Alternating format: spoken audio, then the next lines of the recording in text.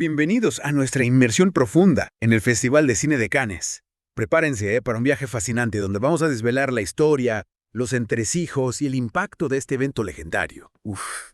Un evento con mucha historia. ¿Sabían que su origen está marcado por una rivalidad política y un escándalo que involucró un topless? Sí, la historia del Festival de Cannes, es digna de una película en sí misma. Sin duda. Comienza en la década de 1930 en un contexto político bastante turbulento con el auge del fascismo en Europa. Ajá, ¿y cómo entra el fascismo en la creación de un festival de cine? Bueno, el Festival de Cine de Venecia, que ya existía, ¿no?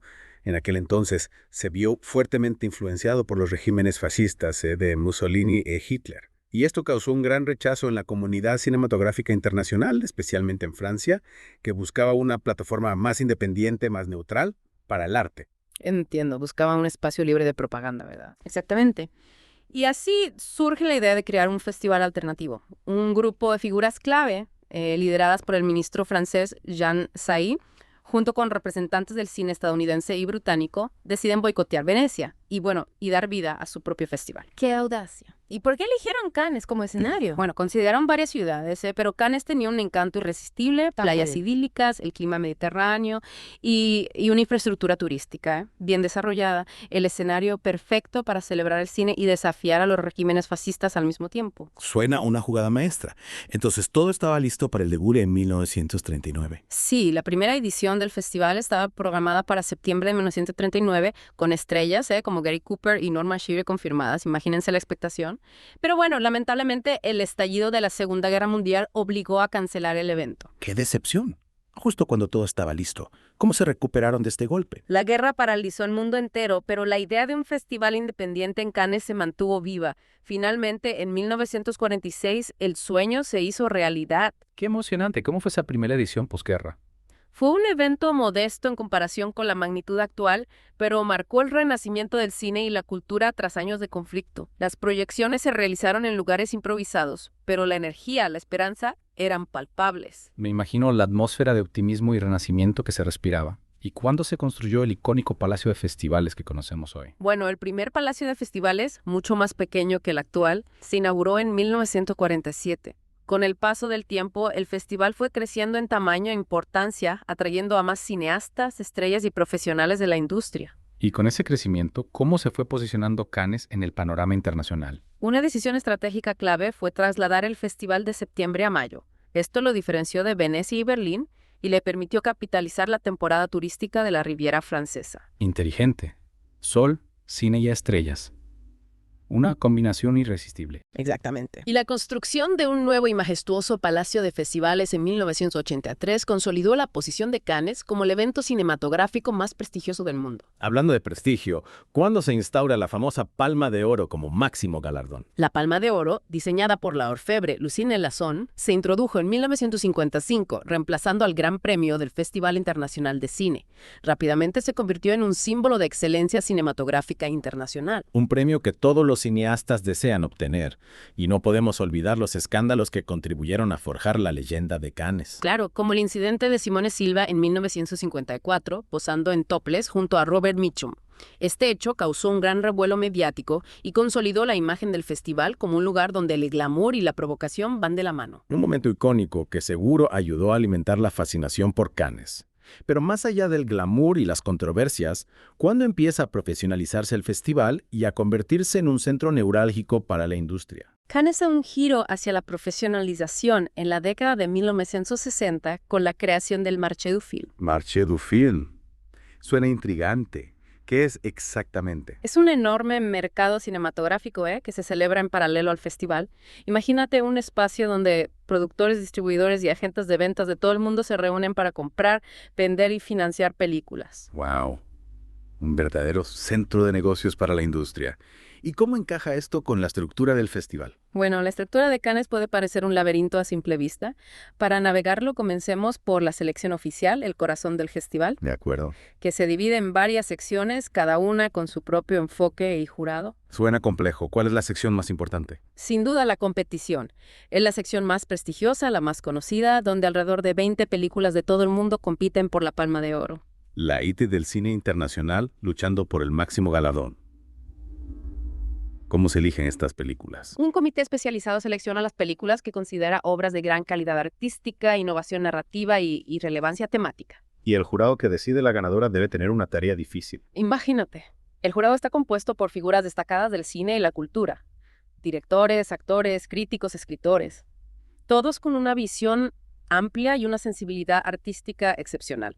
Su decisión tiene un gran peso en el mundo del cine. ¡Qué responsabilidad! Pero la competición no es la única sección importante, ¿verdad? Correcto. Tenemos un Certain Regard, una sección dedicada a películas más independientes, más arriesgadas, que desafían las convenciones. Un espacio para el cine que se atreve a ser diferente, ¿no? Exactamente. Un Certain Regard da voz a nuevos talentos, visiones poco convencionales, narrativas que rompen con las expectativas. Y si hablamos de nuevos talentos, no podemos olvidar la Cine Foundation. Cine Foundation. No me suena. Es una sección fascinante dedicada a cortometrajes realizados por estudiantes de escuelas de cine de todo el mundo, una plataforma para las futuras generaciones de cineastas donde pueden mostrar su trabajo a un público internacional. Una especie de semillero para los futuros grandes del cine, ¿verdad? Y además de la selección oficial, mencionaste que hay otras secciones importantes. Sí, la Semana de la Crítica y la Quincena de Realizadores, aunque independientes de la selección oficial, enriquecen la diversidad del festival. ¿En qué se diferencian estas secciones? La Semana de la Crítica, organizada por el Sindicato Francés de la Crítica de Cine, se centra en descubrir nuevos talentos, proyectando solo primeras y segundas películas de directores emergentes. Como una ventana al futuro del cine. Y la Quincena de Realizadores. Nacida en el contexto de las protestas de mayo del 68, la Quincena de Realizadores defiende un cine libre de ataduras comerciales o políticas. Su selección es ecléctica, experimental, priorizando la libertad creativa. Cada sección, con su propia personalidad e historia, es realmente un festival que celebra la diversidad del cine en todas sus formas. Así es, y la selección de películas para cada sección es un proceso riguroso. Cada una tiene su propio comité de selección, compuesto por expertos que visionan cientos de películas de todo el mundo, buscando calidad, originalidad y relevancia.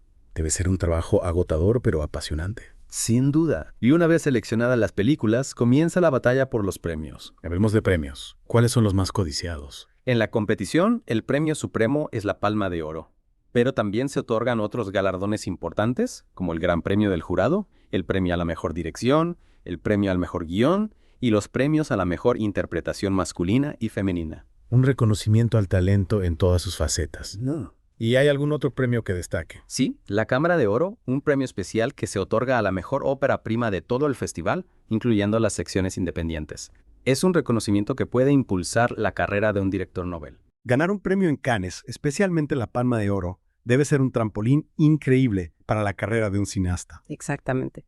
Y esto nos lleva a la siguiente parte de nuestra inversión, donde exploraremos el impacto de Cannes en la industria cinematográfica y las controversias que lo rodean. Hemos llegado a la última parte de nuestra inmersión en el Festival de Cine de Cannes, donde analizaremos su impacto y las controversias que lo han rodeado a lo largo de su historia. Más allá del glamour y las fiestas, Cannes tiene un poder innegable en la industria cinematográfica. Su influencia se extiende desde la consagración de nuevos talentos hasta la promoción de películas a nivel internacional. Es fascinante cómo un festival puede tener un impacto tan profundo. Empecemos por su influencia en las carreras de los cineastas. Ganar un premio en Cannes, especialmente la Palma de Oro, puede catapultarlos al estrellato. Pensemos en Quentin Tarantino, que ganó la Palma de Oro en 1994 con Pulp Fiction. Pulp Fiction fue un antes y un después en su carrera, ¿verdad? Sí, exactamente. O Bong Joon-ho, que ganó la Palma de Oro en 2019 con Parasite. Y luego arrasó en los Oscar Cannes, funciona como un trampolín, dándoles a los cineastas una visibilidad global que difícilmente conseguirían de otra manera. Y no solo para los directores, ¿verdad? También para los actores. Por supuesto. Un premio a la mejor interpretación en Cannes puede impulsar la carrera de un actor a nivel internacional. Y por supuesto el festival también impacta en la distribución y el éxito comercial de las películas. Sin duda, un sello de aprobación de Cannes atrae a distribuidores, genera interés en la prensa y aumenta las posibilidades de éxito en taquilla. Es como una etiqueta de calidad que dice, esta película es importante y que influye en los gustos del público y las tendencias del cine a nivel global. Precisamente. Es increíble cómo un festival de cine puede tener un impacto tan profundo en la cultura. Pero como todo evento de gran magnitud, Cannes no está exento de controversias. A lo largo de su historia, el festival se ha visto envuelto en diversos escándalos y debates. Desde acusaciones de elitismo y falta de diversidad, hasta denuncias de acoso sexual. Temas delicados que afortunadamente se están abordando con mayor seriedad en los últimos años. Sí, el festival ha implementado medidas para promover la inclusión y la seguridad, como la creación de una línea telefónica para denunciar el acoso. Es fundamental que un evento tan influyente sea un espacio seguro y respetuoso para todos. ¿Crees que estas medidas son suficientes para abordar los problemas de fondo? Es un paso en la dirección correcta, pero el camino hacia un festival más inclusivo y equitativo es largo. Es importante que Cannes se mantenga en constante evolución, adaptándose a los cambios sociales y promoviendo un cine más diverso. En definitiva, Cannes es un reflejo de la industria del cine con sus luces y sus sombras. Un evento complejo y fascinante que, a pesar de sus imperfecciones, sigue siendo un referente para los amantes del cine. Un motor para la creación y la difusión de historias que nos conmueven, nos hacen pensar y nos conectan con el mundo. Y con esta reflexión, concluimos nuestra inmersión en el mundo del Festival de Cine de Cannes. Esperamos que este viaje les haya permitido comprender mejor su historia, su estructura, su impacto y los desafíos que enfrenta en la actualidad. Les invitamos a seguir explorando el cine en todas sus formas, a descubrir nuevas historias y a dejarse llevar por la magia de la gran pantalla. Hasta la próxima inmersión.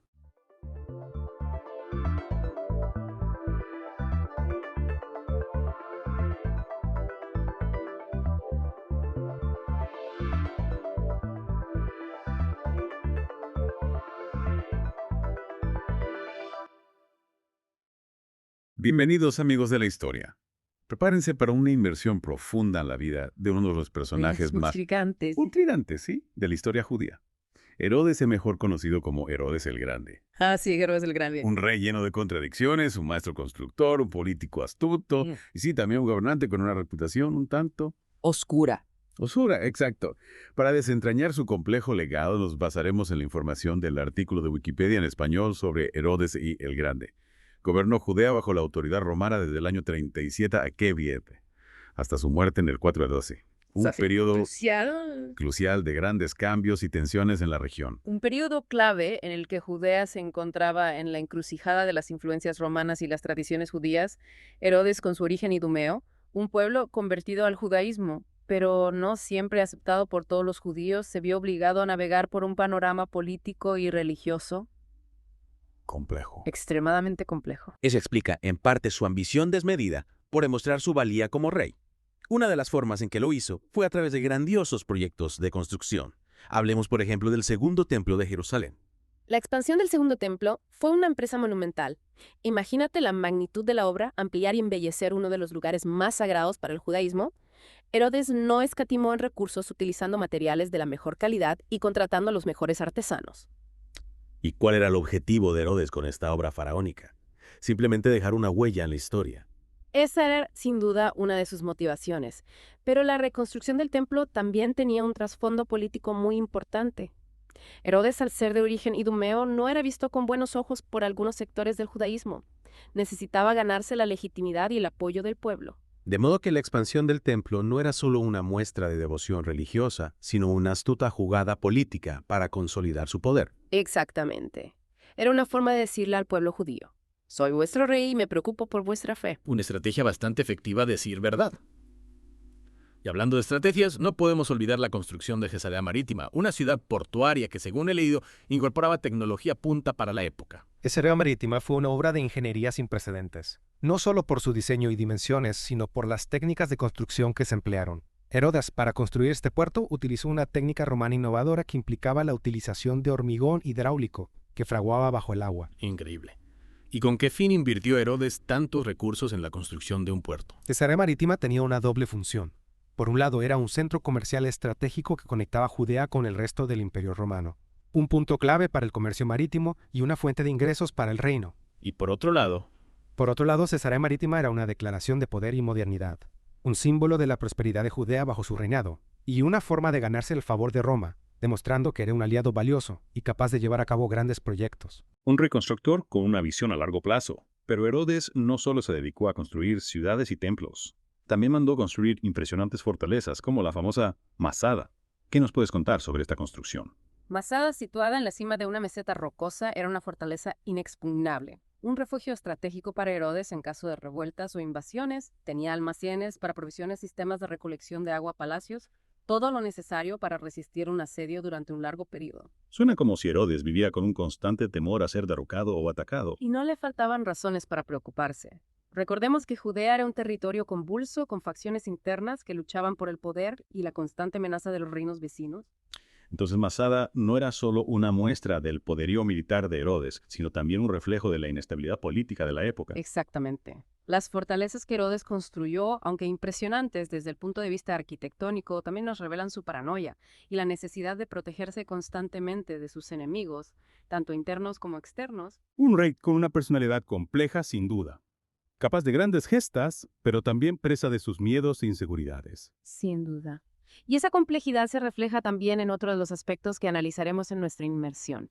Su papel en el Nuevo Testamento, concretamente en la historia de la matanza de los inocentes. Un episodio que ha marcado la imagen de Herodes para la posteridad, pero del que hablaremos con más detalle en la siguiente parte de nuestra inmersión. No se la pierdan. Retomamos nuestra inmersión en la vida de Herodes el Grande, y como anticipábamos ahora, nos adentramos en un terreno un tanto escabroso, su relación con el Nuevo Testamento. Específicamente vamos a analizar la historia de la matanza de los inocentes.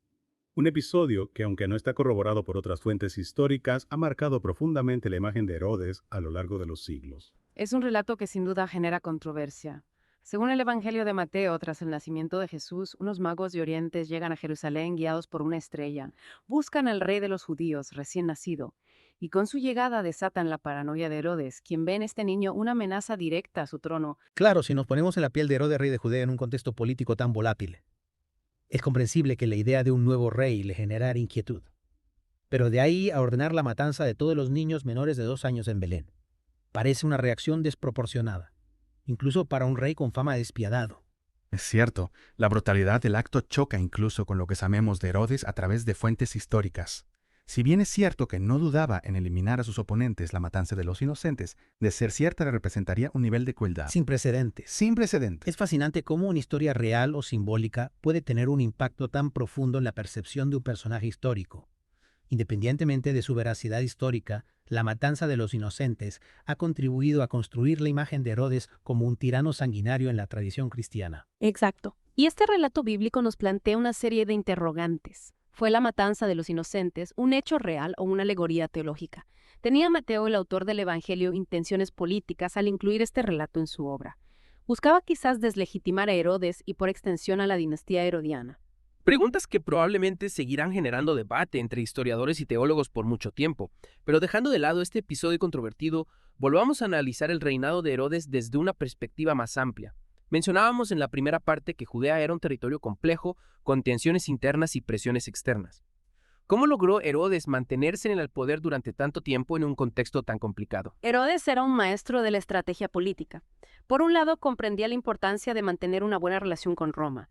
Era consciente de que su poder dependía del apoyo del imperio, así que se esmeró en ser un aliado fiel y en demostrar su valía como gobernante. Eso explica los fastuosos regalos que hacía a los emperadores romanos y la construcción de ciudades como Cesarea Marítima, que no solo impulsaban el comercio, sino que también servían como una muestra del poderío y la lealtad de Judea hacia Roma. Exacto, Herodes sabía jugar sus cartas en el tablero político, pero al mismo tiempo tenía que lidiar con las tensiones internas en Judea. Diversas facciones políticas y religiosas se oponían a su gobierno cuestionando su legitimidad como rey y sus políticas helenísticas.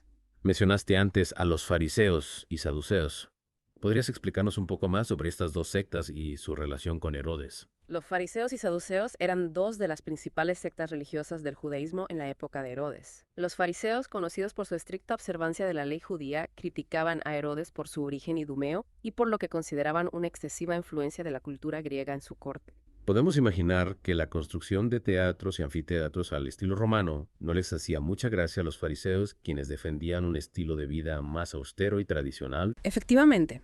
Los saduceos, por su parte, eran una élite sacerdotal más cercana al poder político y más pragmática en sus relaciones con Roma. Aunque mantenían una relación más cordial con Herodes, también chocaban con él en algunas ocasiones, sobre todo en lo que respecta a la designación de sumos sacerdotes y el control del templo. Entonces Herodes tenía que lidiar con la oposición de 2 grupos con visiones muy diferentes del judaísmo y de la política. Exactamente.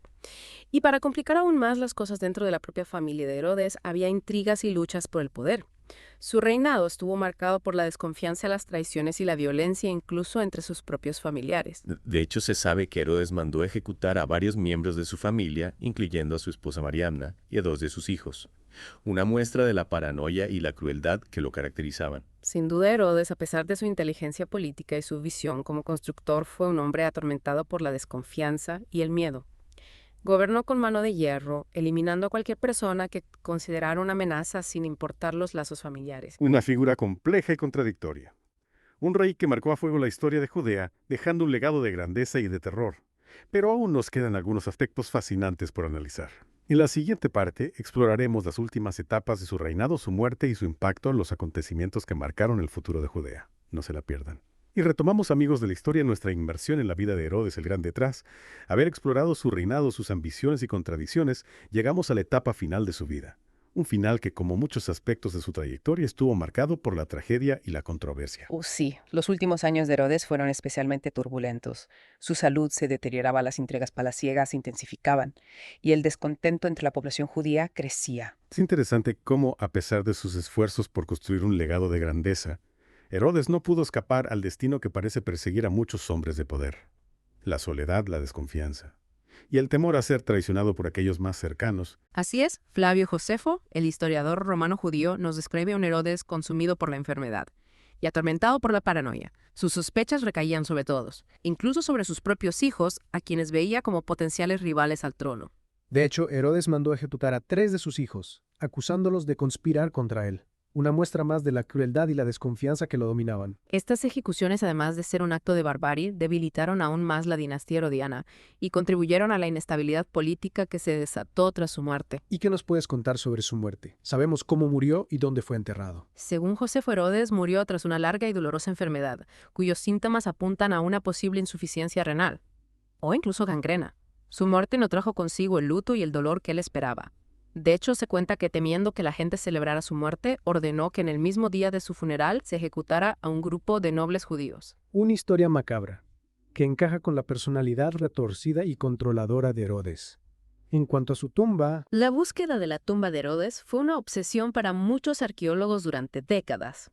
Finalmente, en el año 2007, un equipo de investigadores anunció el hallazgo de lo que se cree que es su tumba ubicada en Herodión, un complejo palaciego fortaleza que él mismo mandó construir. Un descubrimiento fascinante que arroja nueva luz sobre la vida y la muerte de este controvertido rey. Efectivamente, el estudio de los restos arqueológicos encontrados en Herodión nos permite reconstruir con mayor precisión los últimos días de Herodes y conocer mejor su personalidad y ambiciones. Y con el hallazgo de su tumba cerramos el círculo de nuestra inmersión en la vida de Herodes en Lieme, el Grande Boza.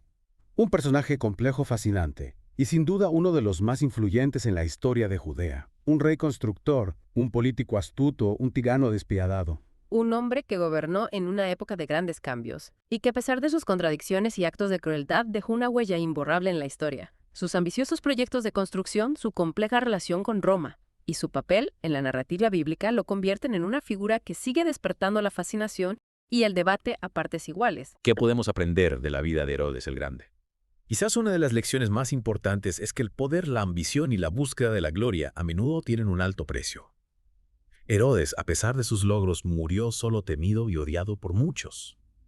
Su legado, aunque grandioso en términos materiales, está manchado por la sangre de sus víctimas y por las consecuencias de sus actos de crueldad. Es una reflexión importante. La historia de Herodes nos invita a pensar en la responsabilidad que conlleva el poder, en la importancia de la justicia y la compasión, y en cómo las decisiones de un solo hombre pueden impactar el destino de un pueblo entero. Y con esa reflexión damos por concluida nuestra inmersión en la vida de Herodes el Grande.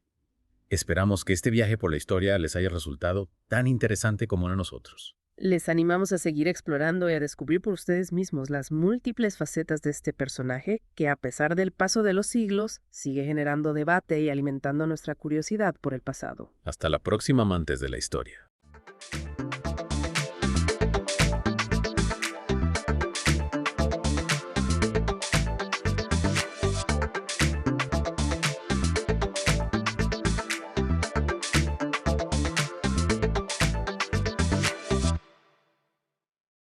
Bienvenidos a una nueva inmersión profunda. Esta vez nos sumergimos en el mundo de la ética. Un tema fascinante. Y para guiarnos, Usaremos el artículo Ética de la Wikipedia en español. Excelente. Es una fuente muy completa. Encontrarás definiciones, ramas de la ética, conceptos clave. Hasta un recorrido histórico. Exacto. Y lo interesante es que la ética, más que darnos respuestas definitivas, nos da herramientas. Herramientas. Sí, para analizar los problemas morales, pero con más profundidad. Entiendo. Es como tener un kit de herramientas, ¿no? Exacto. Para pensar en nuestras decisiones y sus consecuencias. Justamente. Pero, ¿cómo se traduce eso en algo útil para mí como oyente? Digo, en mi día a día. Buena pregunta.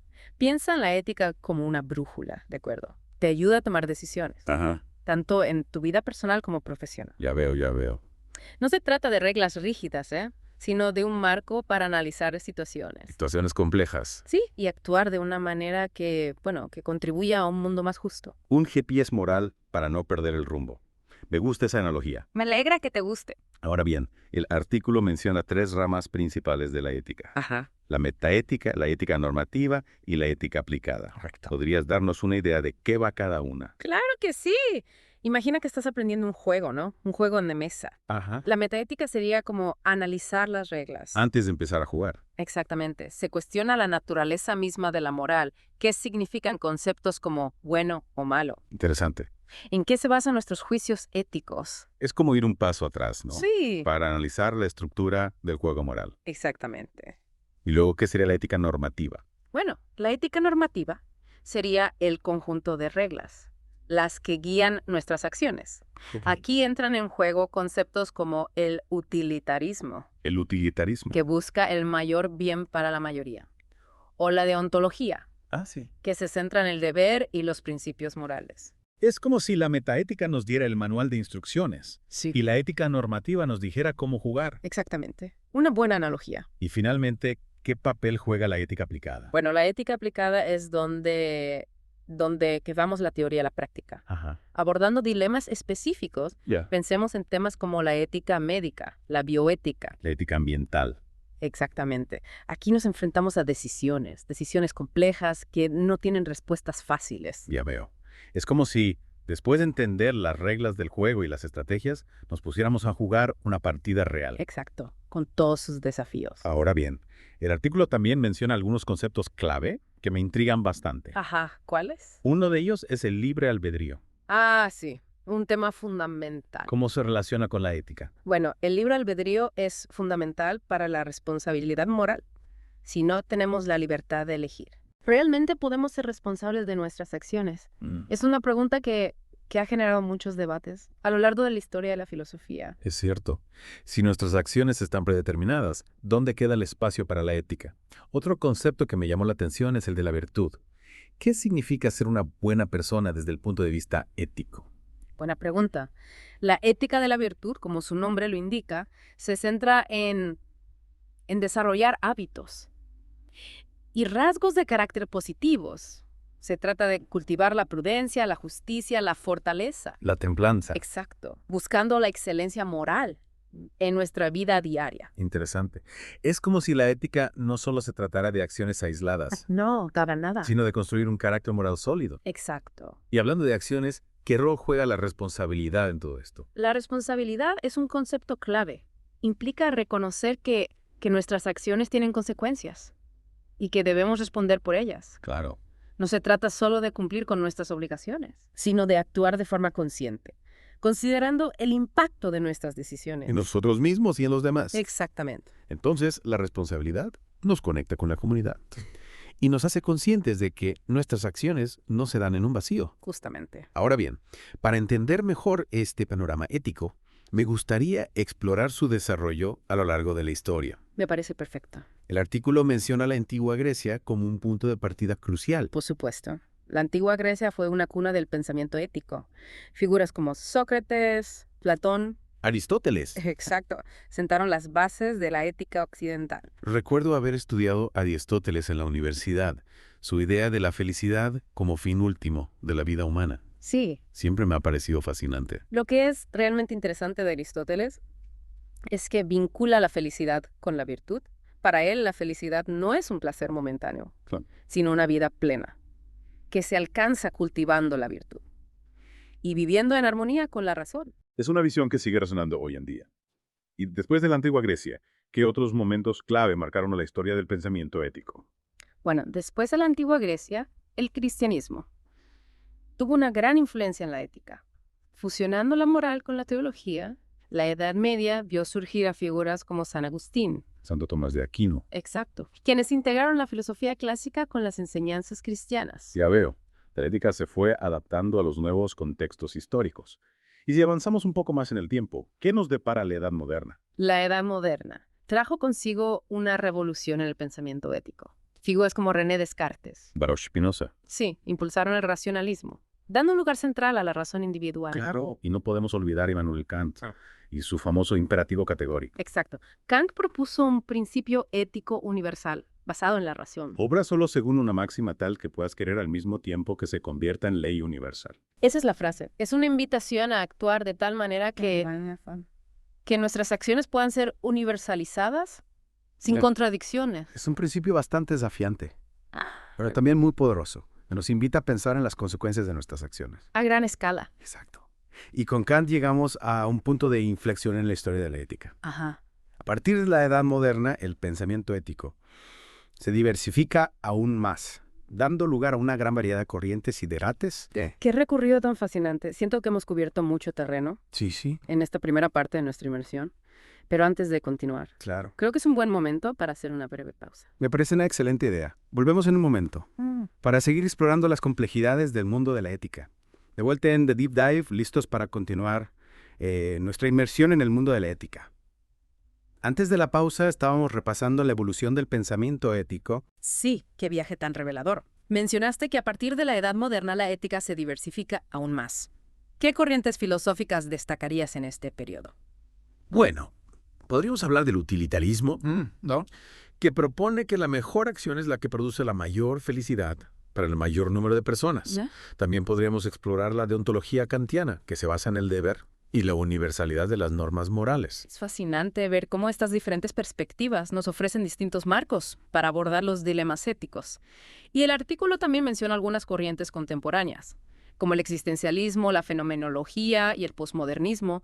¿Podría explicarnos cómo influyen en nuestra comprensión de la ética? Por supuesto, el existencialismo. Con figuras como Jean-Paul Sartre y Simone de Beauvoir, pone énfasis en la libertad individual y la responsabilidad personal a la hora de crear nuestros propios valores. Para los existencialistas, no hay una esencia humana predefinida. Somos nosotros quienes definimos nuestro ser a través de nuestras elecciones. Entonces, desde una perspectiva existencialista, la ética se construye a partir de nuestra propia experiencia. En nuestras decisiones, no hay un código moral universal. No. Sino que cada individuo es responsable de forjar su propio camino ético. Exactamente. Y esto nos lleva a un punto crucial. La libertad no solo nos permite crear nuestros valores, sino que también nos hace responsables de las consecuencias de nuestras acciones. Es una visión que nos empodera, pero al mismo tiempo nos confronta con la magnitud de nuestras decisiones. Hablando de perspectivas, ¿qué nos puedes decir sobre la fenomenología y su enfoque de la ética? La fenomenología con pensadores como Edmund Husserl y Martin Heidegger se centra en la experiencia vivida, en cómo percibimos e interpretamos el mundo. En el ámbito de la ética, la fenomenología nos invita a prestar atención a la experiencia subjetiva de los valores, a cómo se nos revelan el bien y el mal en nuestra propia vivencia. Entiendo. Es como si la fenomenología nos invitara a observar, con atención, cómo se manifiestan los valores en nuestra propia vida, sin imponer juicios preconcebidos. Exactamente. La fenomenología nos recuerda que cada persona experimenta el mundo de manera única y que esto también influye en su percepción de lo que es moralmente correcto o incorrecto. Sin embargo, esto no significa que caiga en un relativismo absoluto. La fenomenología también busca encontrar puntos en común en la experiencia humana, elementos universales, que nos permitan dialogar y comprender otras perspectivas. Me parece un enfoque muy interesante que nos invita a la introspección y a la vez al diálogo con los demás. Y por último, ¿qué nos puedes decir del posmodernismo y su impacto en la ética? El posmodernismo, con figuras como Michel Foucault y Jacques Derrida, cuestiona las grandes narrativas y los sistemas de pensamiento totalizadores. En el ámbito de la ética, el posmodernismo nos invita a ser críticos, con las normas morales establecidas, a analizar cómo el poder y las relaciones de fuerza dentro de una sociedad moldean nuestras ideas sobre el bien y el mal. Entonces, desde una perspectiva posmoderna, No hay verdades morales absolutas, sino que la ética es un producto de las convenciones y los discursos de poder. Sí, el posmodernismo nos invita a deconstruir las ideas preconcebidas sobre la moral y a analizar cómo se construye el discurso ético en diferentes contextos sociales y culturales. Es una perspectiva que nos invita a cuestionar lo que damos por sentado y analizar críticamente las estructuras de poder que influyen en nuestra vida moral.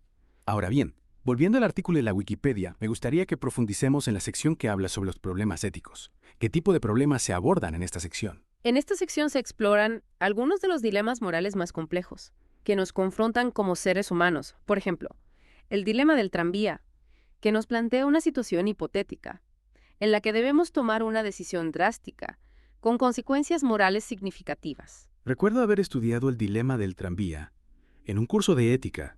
Es un experimento mental que nos pone en una situación límite, obligándonos a cuestionar nuestros valores y principios. Exacto. Y el artículo también menciona otros problemas éticos, como la diferencia entre el ser y el deber ser, un tema que ha generado debate. Desde la época de David Hume, me parece un tema fundamental. ¿Podemos realmente derivar lo que debemos hacer a partir de lo que es? Hay una conexión lógica entre los hechos y los valores. Esa es la gran pregunta. Hume argumentó que no podemos deducir normas morales a partir de hechos empíricos. Para él, hay una brecha insalvable entre el mundo de los hechos y el mundo de los valores. Es un tema que nos invita a reflexionar sobre los fundamentos de la ética y la naturaleza misma de la moral. ¿Y qué otros problemas éticos contemporáneos se mencionan en el artículo? El artículo menciona algunos temas de gran relevancia en la actualidad, como la ética de comer carne, el debate sobre el aborto, la eutanasia, la inteligencia artificial, la bioética, entre otros. Son temas que nos interpelan como sociedad y que requieren un análisis ético profundo para poder tomar decisiones informadas y responsables. Precisamente, la ética aplicada nos proporciona herramientas para abordar estos dilemas, considerando los diferentes valores en juego y buscando soluciones que promuevan el bienestar individual y colectivo. Me parece fundamental tener un marco ético sólido para navegar por esos temas tan complejos. Y hablando de marcos éticos, el artículo también menciona la psicología moral. ¿Podrías explicarnos un poco más sobre esta disciplina? Claro, la psicología moral se encarga de estudiar los procesos psicológicos que subyacen a la moralidad.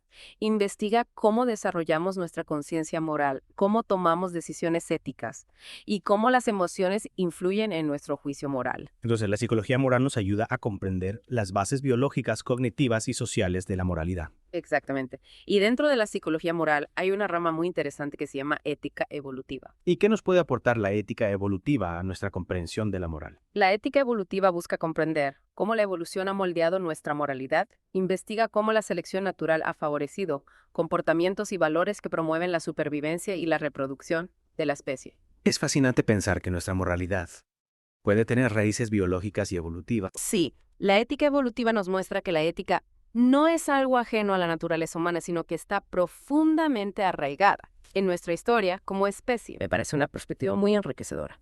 Y el artículo también menciona la ética descriptiva. ¿En qué se diferencia de la ética normativa, que ya hemos comentado? La ética descriptiva, a diferencia de la ética normativa, que busca establecer principios morales universales, se centra en observar y describir los valores morales de las personas y las culturas. Su objetivo es comprender la diversidad de sistemas éticos que existen en el mundo real. Entonces, la ética descriptiva nos ofrece una visión panorámica de la moralidad humana, mostrando la riqueza y complejidad de los diferentes códigos morales que han surgido a lo largo de la historia y en diferentes culturas. Exactamente. La ética descriptiva nos invita a apreciar la diversidad de valores morales y a comprender cómo se han desarrollado en diferentes contextos. Y para terminar con el análisis del artículo, me gustaría que habláramos sobre la etimología de la palabra ética. Siempre me ha parecido fascinante descubrir el origen de las palabras. Claro que sí. La palabra ética proviene del griego ethos, que significa carácter o costumbre. Qué interesante. Entonces, desde su origen, la ética se relaciona con la formación del carácter y la construcción de hábitos virtuosos. Exactamente. La ética nos invita a reflexionar sobre quiénes somos, cómo queremos vivir y qué tipo de sociedad queremos construir. Qué viaje tan enriquecedor hemos hecho a través del mundo de la ética. Hemos explorado las definiciones, las ramas, los conceptos clave, la historia, los problemas éticos e incluso la etimología de la palabra ética. Me alegra que te haya resultado interesante. Hemos cubierto mucho terreno, pero esto es solo una introducción a un campo de estudio vasto y complejo. Sin duda. Siento que esta inmersión me ha dado una base sólida para seguir explorando el tema de la ética. Y recuerda que la ética es un campo en constante evolución, que se enfrenta a nuevos desafíos en un mundo en constante cambio. Es cierto. La tecnología, la globalización, la crisis ambiental son solo algunos de los retos que interpelan a la ética en la actualidad. Exactamente. Y es nuestra responsabilidad como ciudadanos del siglo XXI reflexionar sobre esos desafíos y buscar soluciones éticas que promuevan el bien común y la justicia social. Qué gran responsabilidad, pero también qué gran oportunidad. La ética nos invita a ser agentes de cambio, a construir un futuro más justo y sostenible para todos. Así es. Y con esta reflexión, creo que podemos dar por concluida la segunda parte de nuestra inmersión en el mundo de la ética. De acuerdo. En la tercera y última parte, haremos un breve resumen de las ideas clave. Y te dejaremos con una pregunta, para que sigas reflexionando sobre este apasionante tema. Nos vemos en un momento. De vuelta en The Deep Dive, nuestra inmersión en el mundo de la ética guiados por el artículo de la Wikipedia. Ha sido un viaje fascinante, ¿verdad? Sin duda. Hemos explorado conceptos, recorrido la historia del pensamiento ético y analizado dilemas que nos desafían como individuos y como sociedad. Exacto. Y ahora, para cerrar con broche de oro, me gustaría hacer un breve repaso de los puntos clave que hemos aprendido. ¿Te parece? Me parece una excelente idea. Comencemos recordando que la ética es la rama de la filosofía que se dedica a estudiar la conducta humana, buscando comprender qué es lo correcto y lo incorrecto, lo bueno y lo malo. En otras palabras, nos proporciona un marco para reflexionar sobre nuestras acciones y tomar decisiones más conscientes. Y dentro de la ética identificamos tres ramas principales: la metaética, la ética normativa y la ética aplicada. Así es, la metaética se centra en analizar la naturaleza misma de la moral, mientras que la ética normativa busca establecer principios generales para guiar nuestras acciones. Y la ética aplicada, por su parte, nos ayuda a abordar dilemas morales concretos en diferentes ámbitos de la vida. También hablamos de conceptos clave, como el libre albedrío, la virtud y la responsabilidad, que son pilares fundamentales para comprender la dimensión ética de nuestras acciones. El libre albedrío nos hace responsables de nuestras elecciones. La virtud nos invita a cultivar hábitos positivos. Y la responsabilidad nos llama a responder por las consecuencias de nuestros actos. Y no podemos olvidar el recorrido que hicimos por la historia del pensamiento ético, desde la antigua Grecia hasta la actualidad, viendo cómo las ideas sobre la moral han evolucionado a lo largo del tiempo. Hemos visto cómo cada época ha aportado su propia perspectiva a la ética, enriqueciendo el debate, empleando nuestra comprensión de este complejo y fascinante campo de estudio. Y finalmente, reflexionamos sobre los desafíos éticos que enfrentamos en el mundo actual, marcados por la tecnología, la globalización y la crisis ambiental, entre otros factores. Estos desafíos nos interpelan a todos y nos invitan a buscar soluciones innovadoras y responsables, desde una perspectiva ética. Sin duda, esta inmersión en la ética me ha dejado con una mayor conciencia de la importancia de actuar con responsabilidad y de buscar siempre el bien común. Me alegra escuchar eso. Y para concluir, me gustaría dejarte con una pregunta, para que sigas reflexionando. Si tuvieras que elegir un principio ético para guiar tus acciones en el mundo actual, ¿cuál sería y por qué? Es una pregunta que me da mucho que pensar. Creo que la elegiría. El principio de la compasión, porque nos invita a ponernos en el lugar del otro, a comprender sus necesidades y a actuar con empatía. En un mundo cada vez más complejo e interconectado, creo que la compasión es fundamental para construir una sociedad más justa y solidaria. Es una excelente elección. La compasión, sin duda, es un principio ético fundamental para afrontar los desafíos del mundo actual. Y a ti, querido oyente, te invitamos a que también reflexiones sobre esta pregunta.